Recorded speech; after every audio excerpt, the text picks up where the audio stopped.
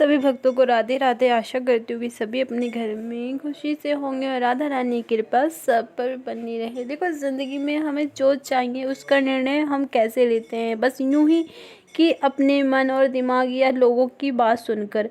हमें कुछ भी नहीं पता होता कि कल क्या होने वाला है। हम बस ये सोचते हैं कि ऐसा कर लेंगे वैसा कर लेंगे, और ये भी नहीं पता होता कि कल आएगा भी या नहीं आएगा। ज़िंदगी में डिसीजन लेते हुए भी हम क्या करते हैं, कुछ भी नहीं कर सकते।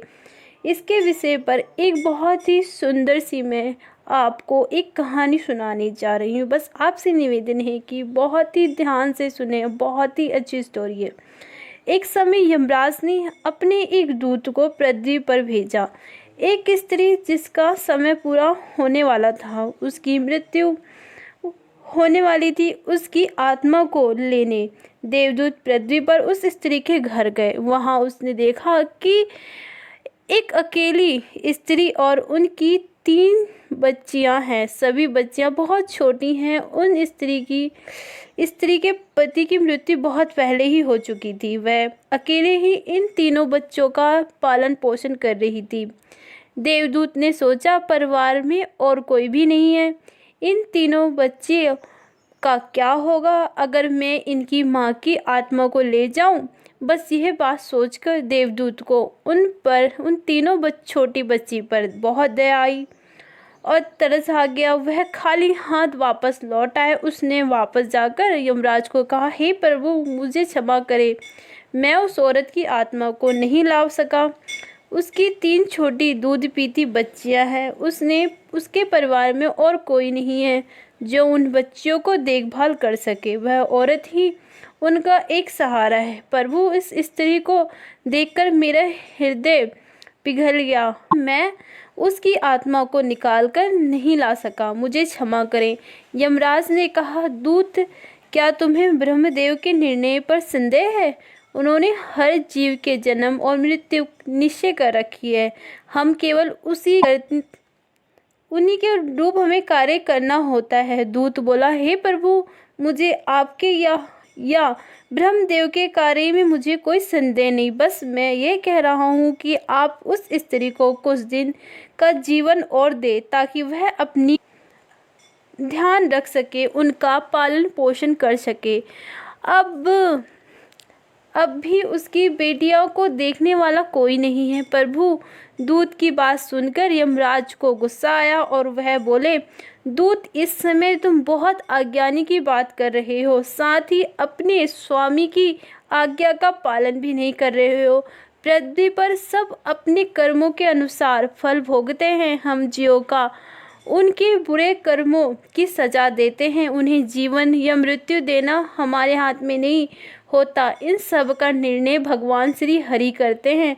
हमें उनकी आज्ञा माननी होती है, पर अब जब तुमने उनकी आज्ञा नहीं मानी तो तुम्हें सभी इनकी सजा भोगनी होगी। तुम्हें सजा यह है कि तुम अभी पृथ्वी पर उसी गांव में चले जाओ और वहां पर एक मानव की तरह जीवन बिताओ। दूत बोला, प्रभु, मुझसे गलती हो गई, मुझे माफ़ करो, मुझे ये सज़ा ना दो। अब यमराज बोले, सज़ा तो मैं ख़त्म नहीं कर सकता, पर हाँ, जब तुम पृथ्वी पर 3 बार अपनी मूर्खता पर हंस लोगे, उसके बाद यमलोक में वापस आ सकोगे। दूत को यमराज का मतलब समझ नहीं आया। उसे हैरानी हुई देखकर। यमराज फिर बोले, दूत, इस बात को समझो, जब तक 3 बार अपनी मूर्खता पर जब तुम कोई दूसरे की मूर्खता पर हंसते हो तो अहंकार हंसता है। जब हम अपनी मूर्खता पर स्वयं हंसते हैं तब हमारा अहंकार टूटता है। अब दूत यमराज की बात समझ गया और अपनी सजा भोगने के लिए पृथ्वी पर आ गया। वहाँ क्या करे, कहाँ जाए, उसे कुछ समझ नहीं आ रहा था। वह सड़क किनारे उदास परेशान बैठा था। तभी वहाँ से एक मोची निकला। मोची ने जब उसी उदास परेशान देवदूत को देखा तो उसे बड़ी दया आई। वह देवदूत को लेकर अपने घर वापस आ गया। मोची देवदूत को बोला, देखो भाई, एक गरीब ही एक गरीब का सहारा होता है। ये सोचकर मैं तुम्हें अपने घर ले आया हूँ। मेरी पत्नी थोड़ी गर्म स्वभाव की है। अगर गुस्से में तुम्हें कुछ कह दे तो तुम बुरा मत मानना। अब यह बात कहकर मोची ने उसे अपने घर के अंदर ले गया। जब मोची की पत्नी ने मोची के साथ एक दूसरा गरीब आदमी को देखा तो उसे बहुत गुस्सा आया। वह गुस्से में मोची पर बहुत नाराज हुई, चीखी चिल्लाई। अब देवदूत पहली बार हंसे और सोचने लगे कि मैं देवता का दूत इन लोगों के घर आया हूँ। मेरा स्वागत करने की जगह यह औरत मुझे गालियाँ दे रही है, चिल्ला रही है। इनको यह नहीं पता कि देवता की कृपा से अब इसके घर में हजारों खुशियाँ आ जाएगी, लेकिन आदमी भविष्य देख ही कहाँ सकता है। खैर, अब देवदूत मोची के साथ उसके काम में मदद करने लगा, क्योंकि वह देवदूत था।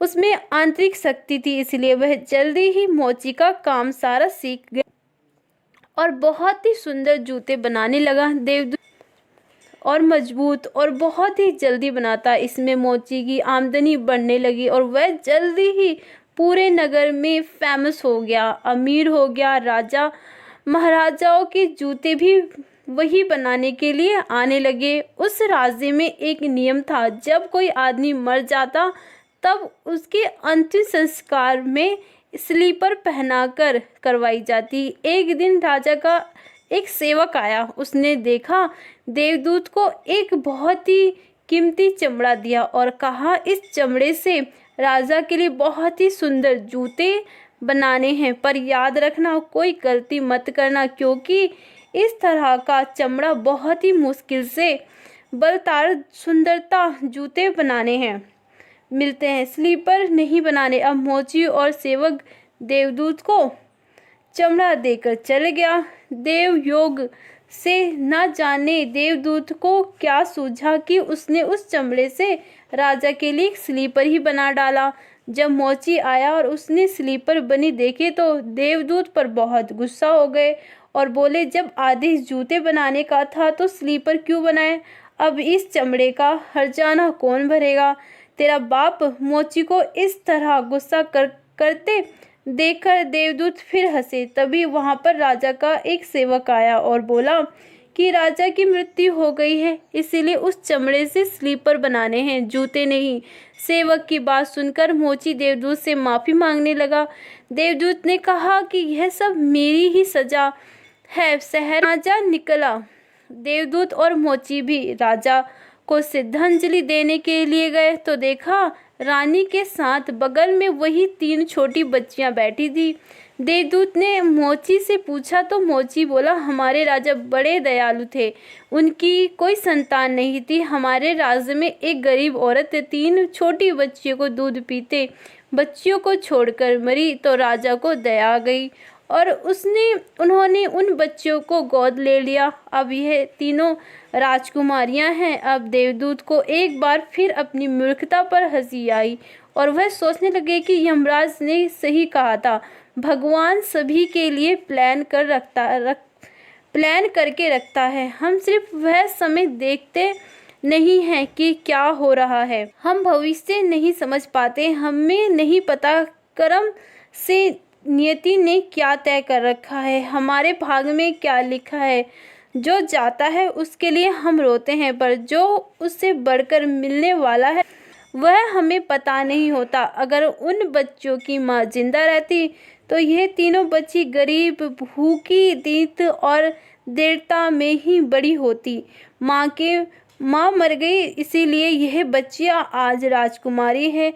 अब देवदूत को अपनी मूर्खता समझ आ गई, साथ ही उनकी सजा भी पूरी हो गई थी और वह वापस यमलोक चले गए। कैसी लगी ये कहानी हमें कमेंट बॉक्स में और कुछ समझ में आया? नियति बहुत बड़ी है, हम उतने ही देख पाते हैं जितना भगवान हमें दिखाते। जो हमारे सामने जो हमें नहीं दिख पाता उसका बहुत बहुत बड़ा विस्तार है और जो हम देख पाते हैं उसका हम अंदाज़ा भी नहीं लगा सकते कि क्या होने वाला है। इसीलिए अपने आप को पूरी तरह भगवान पर आश्रित कर दो, क्योंकि वह सब देख सकता है, उन्हें सब प्लान कर रखा है। सब बस अपना कर्म, अपने भाव, अपने विचार अच्छे रखो, जीवन में सब अच्छा ही होगा।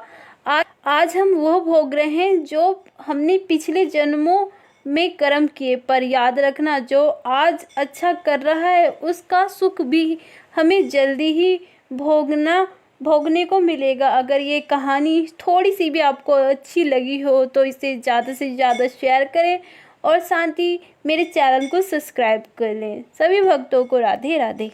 सभी भक्तों को राधे राधे। आशा करती हूँ कि सभी अपने घर में खुशी से होंगे और राधा रानी की कृपा सब पर बनी रहे। देखो, ज़िंदगी में हमें जो चाहिए उसका निर्णय हम कैसे लेते हैं, बस यूं ही कि अपने मन और दिमाग या लोगों की बात सुनकर।